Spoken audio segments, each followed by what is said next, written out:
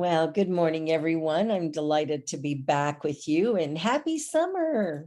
Let's let's hope the storms today don't get too bad. I know we're expecting them in Toronto as well.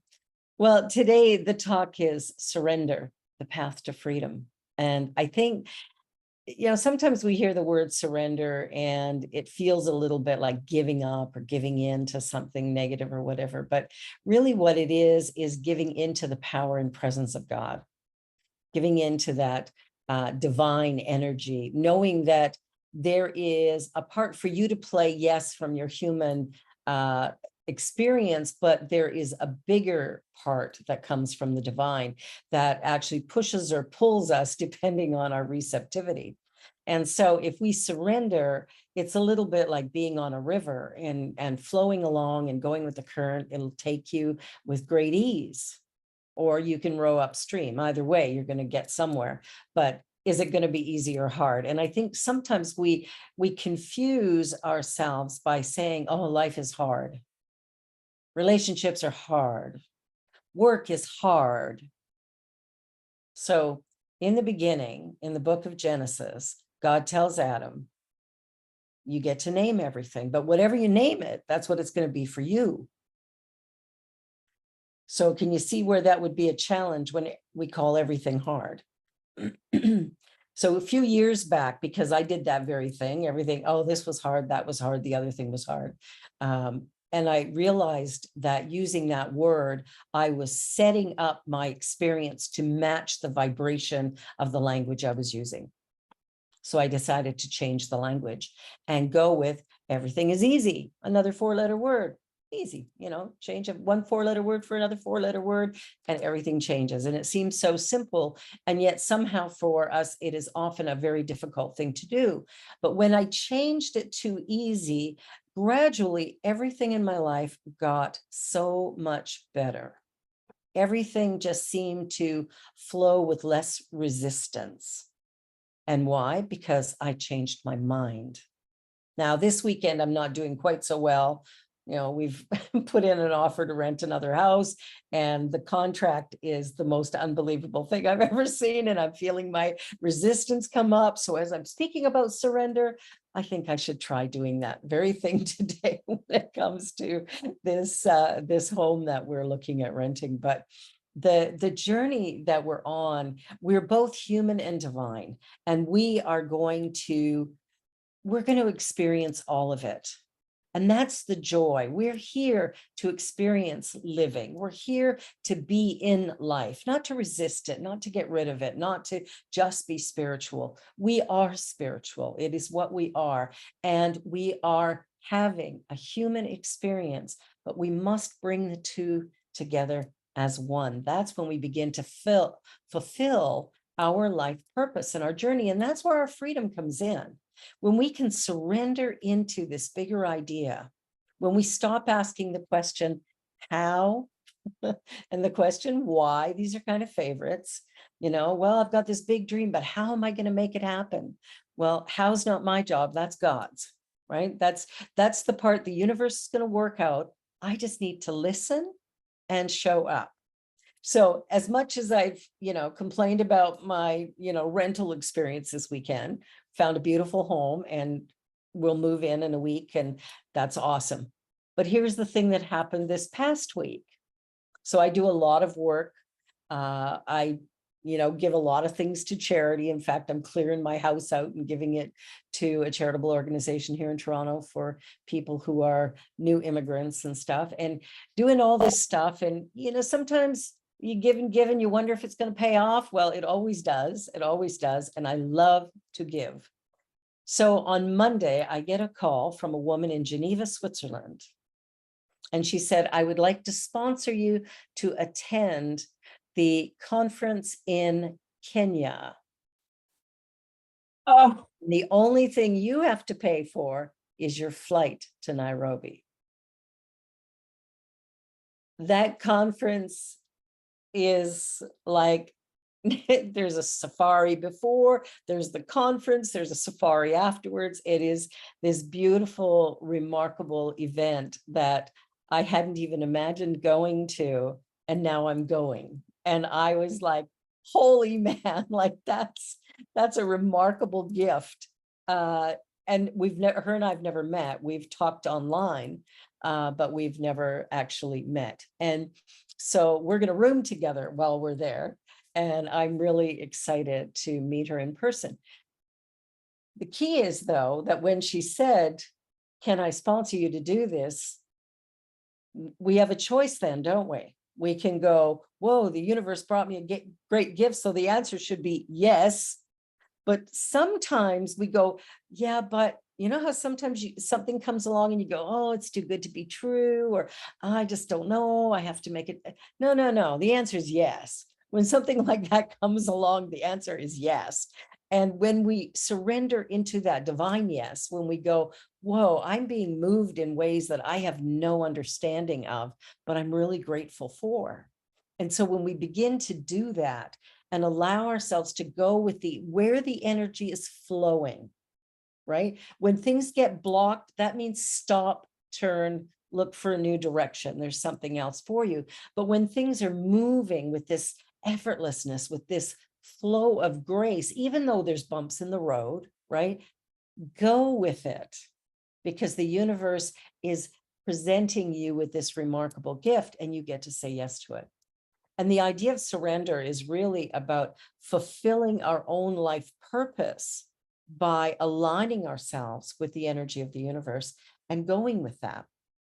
And we all have the ability to do it, and we all have the ability to resist it, because we have a wonderful thing called free will. I'm not sure what God was thinking when free will came up, because man, we misuse that all the time. Yeah. But if we can switch it around and stand in a place of power and possibility, realizing that I am one with God, not God looking over me, not God, sort of standing beside me. God is being me. God is being you. We express, that's how God experiences living, is through each and every one of us. And so when we get that idea that, you know what, God is this flesh and this soul, it's the all of it. And if I live in harmony with that, my life becomes magical, really. It becomes quite remarkable, not because I'm exempt from life's challenges, but I ride the wave differently. It's like yesterday, I spent the day at the Six Nations Reserve in just outside Hamilton. Oh, impressive. Wow, what a day. Around that sacred fire and having the experience of these incredible Indigenous leaders, and one gentleman who was here from Africa who was in our circle, and just the love, the joy, the appreciation we had. And I had this experience while I was sitting around the fire, listening to, these wise, beautiful beings sharing their stories and stuff. And I kept looking behind me because there was somebody standing behind me. Heard somebody walk up and I could hear them behind me, and I look and there's nobody there. Well, they call in the ancients, they call in the people, our ancestors, everybody's called in. And I said to one of the women who was leading it, I said, wow, like, I had somebody standing behind me this morning. She goes, yeah, and he was 8 feet tall. And I'm like, whoa. She said, you'll have to come back. We'll talk about it more. But it's like when you feel that energy, and I don't know what it was. I was like totally baffled, but I felt him walk up behind me. I felt and heard his presence, so much so that I kept turning around to check. The interesting thing about being in ceremony and being connected to this universal consciousness, what I found so rich about this Six Nations is that the firekeeper is a devout Catholic. And he's there keeping that sacred fire burning, right? It's a peace fire, and he's keeping that burning. The keeper of the lands and the person who prepared our lunch is Jewish. Doesn't matter. It doesn't matter. When we look at the sacred teachings of Indigenous people, it's about all the people of the earth coming together as one. And this Six Nations is absolutely reflecting that in everything they do, which is really powerful. And so our group, I'm part of a group called the Toronto People with AIDS Foundation. I serve on their board. And we were there as a collective, the board of directors, to reimagine the whole idea of anti-Black, anti-Indigenous racism, all the different things that are going on with colonialism that are causing some of the pain that we feel in the world around us. And we're looking to come together to heal that. And so our whole day yesterday was about bringing that vibration of peace to a higher level within our own hearts and minds, because peace doesn't happen out here, it happens in here. And so as we were in the experience and surrendering into our own individual growth and expansion, what happens is collectively, we have this expansion that happens as well. And that's where the freedom comes from. It doesn't come from me exerting power over you or me being more better than you. That was good English. It's like, me being better than you or you being better than me, or, oh, that's the prime minister, that's somebody special, or, oh, that's the mayor, aren't they great? No, we're all on the same playing field. We are all divine, creative human beings living this remarkable existence. And as we heal our own lives and as we surrender into that divine potential within us and live from there, we begin to create a world that is harmonious and loving, but it doesn't happen out here. It can only happen in here. So I have to do it for me. And when I heal myself, when I heal my own sense of being, when I realize I am enough, right? Every question, whether or not you're good enough, big enough, smart enough, thin enough, tall enough, young enough, right? Like enough. Well, I'm here to say you absolutely are enough.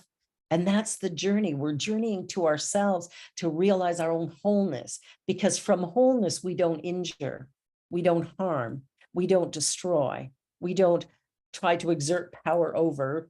We have a sense of freedom within our own selves where the world can be what the world is, and we can journey along with a sense of gratitude and appreciation, even for the messes. And that's the exciting piece, when you can look at something that's not going so well for you, right? And you're like, wow, okay, now what? And just sitting with it going, this is moving me somehow. It's reshaping me somehow, and it's not good or bad. It just is. And when we accept that it just is, what happens is we're kind of free to just go, where's this going? What's going to be next? I know it's great because God is great all the time, like, right? God is good all the time. So this energy is always taking me to a bigger, brighter, more powerful experience of my own self. But as I heal and as I come to peace within me, I have peace to share in the world, right? If I can love me, I can love you. There's that whole energy that we forget sometimes, that, we want the government to be different. We want our neighbors to be different. We want our kids to be different, or our spouse to be different, a best friend to be different, or, the person that annoys us a lot to be different. But what if the way they are is absolutely what you require in this moment, so that you might surrender into a new idea of your own self to evolve into something brighter, bigger, more magnificent than maybe you ever anticipated. You see, we're really great. I mean, think about it. We're created in the image and of the likeness of God. Wow.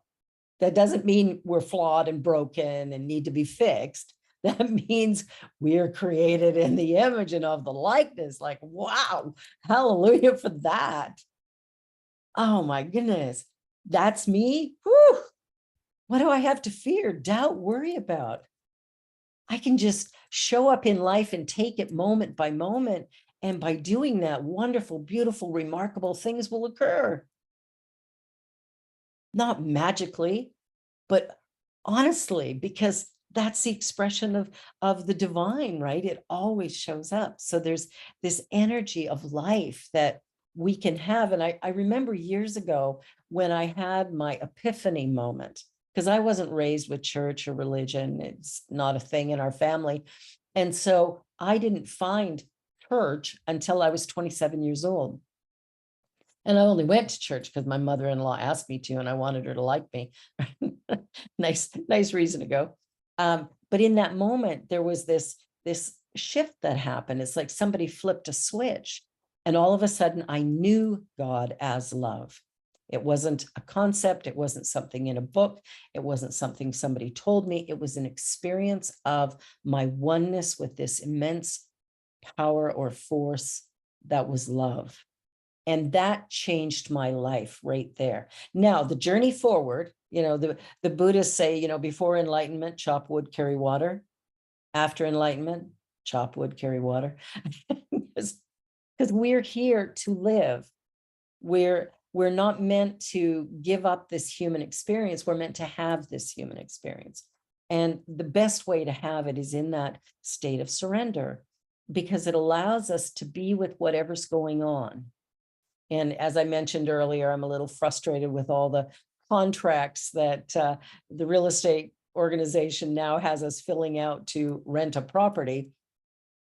And as I'm sitting looking at that, I'm kind of laughing at myself going, and your talk today is about surrender. If you ever wonder if God had a sense of humor, this would be a prime picture of, if God was a person sitting there, it'd be laughing, going, oh, girl, you're so funny. But we do this, we slip back and forth, and it's fine, right? We need to be compassionate with ourselves. We need to go, oh, I did it again. I forgot I'm divine. I forgot for a moment that the universe is working perfectly. I got caught up in my physical experience and took it for the real McCoy, when really it is an aspect of my expression. And the minute I return to the divine, I'm immediately lifted in joy. I'm immediately lifted in celebration. It's this feeling of, yes, anything is possible, and I have no idea what's coming, but I'm okay with that, because I know that everything's flowing with beauty and grace and in a celebratory, glorious manner that will be fulfilling and satisfying to me and everyone around me.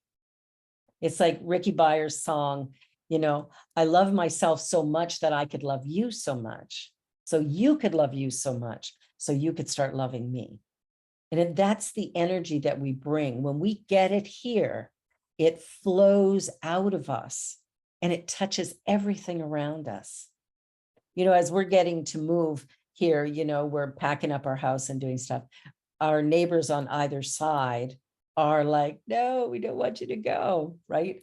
I mean, there are people in this world, even in this city, and maybe in the city where you are, who don't even know their neighbors.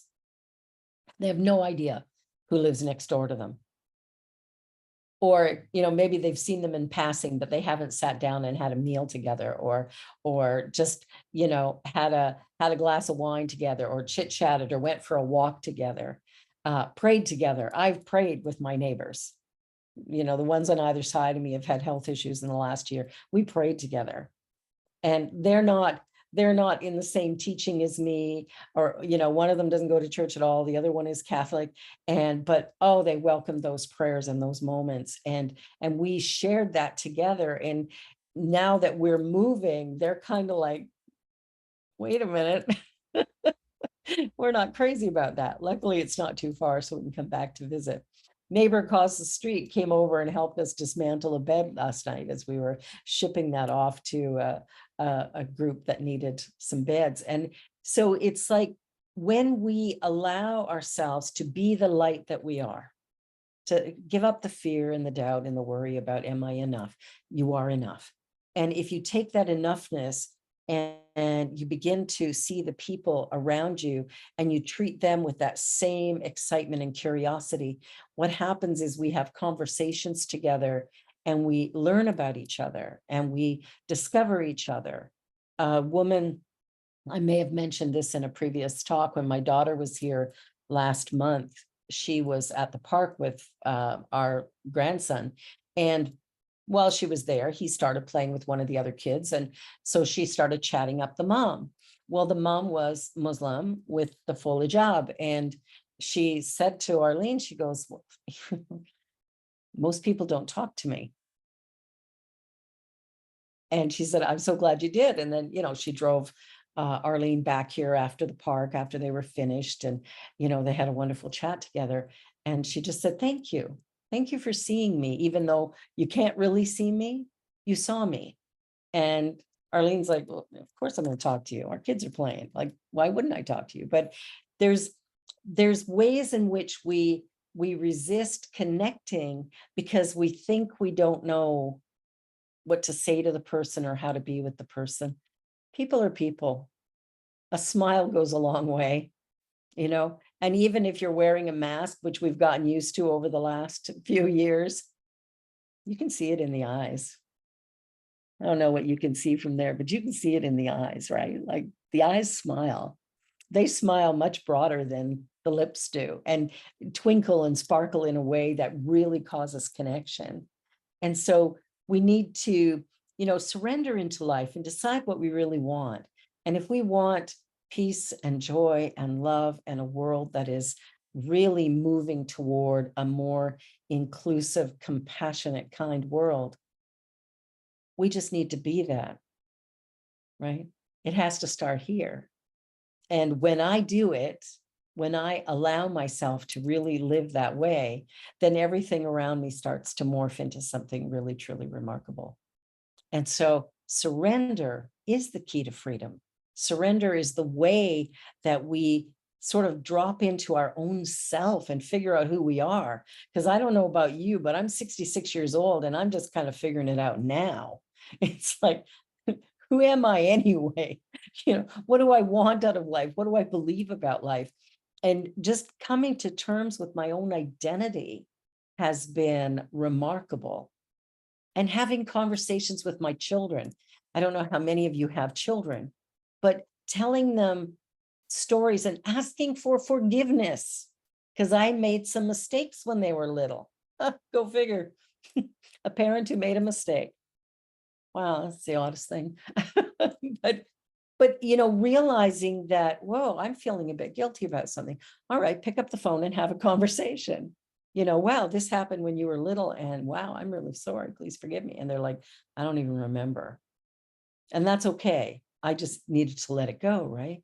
So there's ways that we can take the idea of surrender and bring it into every little aspect of our life experience, so that day by day and moment by moment, we are moving in a direction of expansion for ourselves and our world. And to look at all the things that we really don't like, because there's some things. I was in the States for the Unity Convention a couple of weeks ago, and that was wonderful. But it's America. And there's some stuff going on right now that I have a little ounce of judgment about. And while I was there feeling some of that, Wendy Carr was talking about when she drove in, that along the highway, she saw this giant billboard about renting automatic weapons. I'm like, I went, can't be. You have to ask her about it. But anyway, she said there was a billboard on the highway that talked about a place where you can rent them at the best possible price. We gotcha. I'm like, holy moly, only in America, only in America. So being down there with all the things that are going on, and one of the things that happened that one of the women down there who was taking us for a drive and then taking us to the airport drove us by the cemetery for armed services people. I've never been to a place like that. And she said before we drove in, she goes, we really love to kill our young men. We drove in and there's these, these little white markers as far as the eye can see. I can't get it out of my head. And it's like, I'm looking at that going, what must it be like in Washington, D.C.? I can't even imagine how big that cemetery is. But I'm looking at that going, how on earth can we justify mass murder? Because that's, I kind of see it that way. And I'm like, wow, and the way she said it, we love to kill our young men. I went, whoa. It sort of shines a whole new light on it. And so when I think about the world, and I think about the world that I want my children and grandchildren and great-grandchildren to grow up in, I want a world where we stop hating ourselves and find a way to love ourselves, to look in the mirror and realize this is the creation of God, and it's precious, and it's special, and it's beautiful in all of its shapes, in all of its manifestations, and that all of it is God expressing in some way, somehow. And in all of that, if we can fall in love with this that we are individually, then immediately we fall in love with the world around us. It happens so instantly that we become free to actually love. And love doesn't mean ooey gooey, smutches. It's like, no, I accept you as you are, where you are, with all that you believe, whether I agree with you or not. That's surrender. That's surrender. And before I close, I want to share one other story, a beautiful musician that I met at convention last year and then saw again this year, who is really, really remarkable. And I'm hoping to bring her up to Canada to do some work here. Her name is Summer Osborne, lesbian woman who lives in Illinois. And in the US right now, being gay is not okay. There's actual travel advisories where they're to stay home because that's the safe place. But what's interesting is we got talking about life and the journey, and she has these remarkable tattoos on her forearms. And if she holds her arms like this, it says spiritual revolution. And she stands for bringing people together, to creating love and compassion and respect for all. And listening to her, I interviewed her for both of my shows, and listening to the conversation that she shared, the rich ways that she chooses just to be who she is. You don't have to like her. You can hate her if you want. In her mind, it's all good because she loves who she is and loves the life that she's got going on. And she's creating beautiful, remarkable music that is uplifting and powerful and absolutely next level. And I think that's what each one of us needs to do, is just find out who we are and then be that. And some people are going to love you, and some people might even hate you, and some people aren't going to even think about you. And it's all fine, because how I think about you has nothing to do with you. It only has to do with me. Right? People who hate themselves hate the world. People who love themselves love the world. So I invite you to surrender your mind, your heart, your beingness into your true God self, and know that you're created perfect, whole, and complete, that you are needed in the universe today to create harmony and love and joy and whatever it is that your heart seeks. So I welcome you to just be you. All right. Well, now let's just settle into a meditation here. Let's move this energy into a really receptive and beautiful place. So I invite you, if you're comfortable, close your eyes and just let go of anything in your hands, and let's just exhale. And as you take a breath in, take it into a count of 4, 3, 2, 1. Hold. 2, 3, 4, and release. 2, 3, 4. One more time, inhaling and hold and exhale. And so it is in this place of allowing the breath to find its natural rhythm that I invite you to allow your body to find its natural comfort and relaxation. Release all the strain and stress in the body. And just allowing your breath to take you deep within, into that heart center, that place of continuous pumping and expressing. That part of us that knows before we even know, before we are even conscious, it knows. The heart is the core of our being. It is the essence of love and light.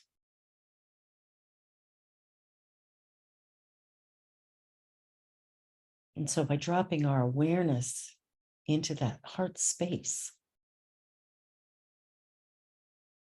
I invite you just to imagine yourself surrounded by beautiful, beautiful white light.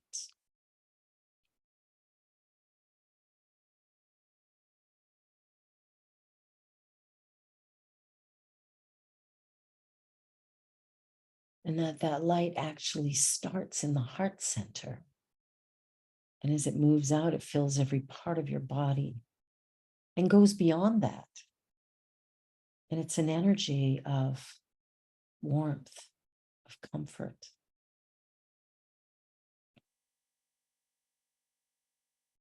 It's a little bit like sitting in a nice warm bath, safe, secure, comforted.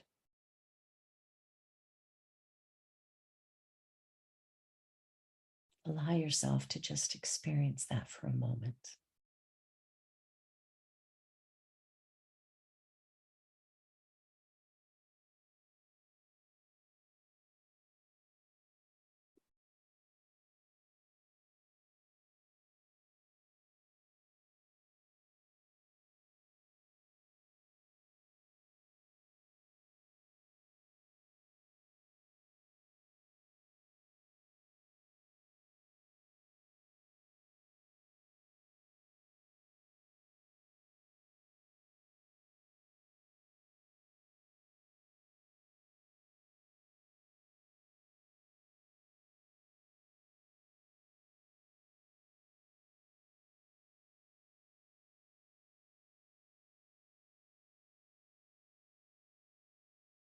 It is in this safe and sacred space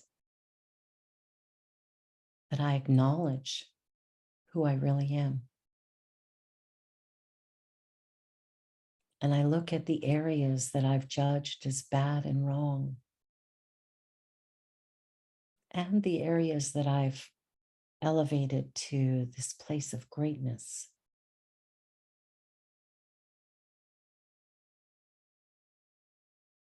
And in this moment, I pull the two together, acknowledging that the bad wrong was just somebody else's idea, but that who I am is enough.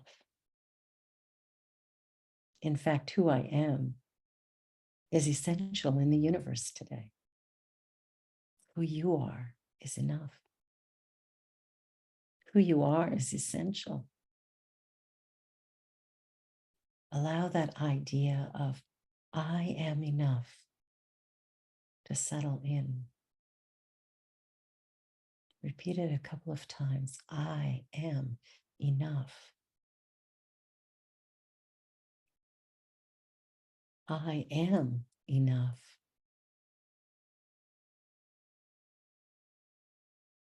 And more than that, I am unique and special like everybody else. Repeat that. I am unique and special like everybody else. I am unique and special like everybody else. And taking a deep breath in, allow that idea to really fill your heart and mind and soul.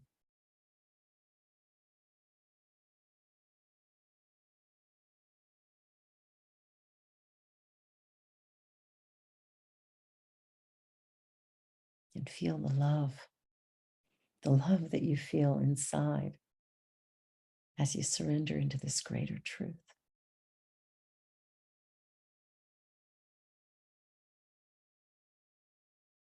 There is only one power in the universe, and it's right here, where I am and where you are. And it is an energy and vibration of love, of peace, of joy. That is who you are. That is who I am. And another deep breath in. And as you feel ready, coming back into this time and space. And so it is.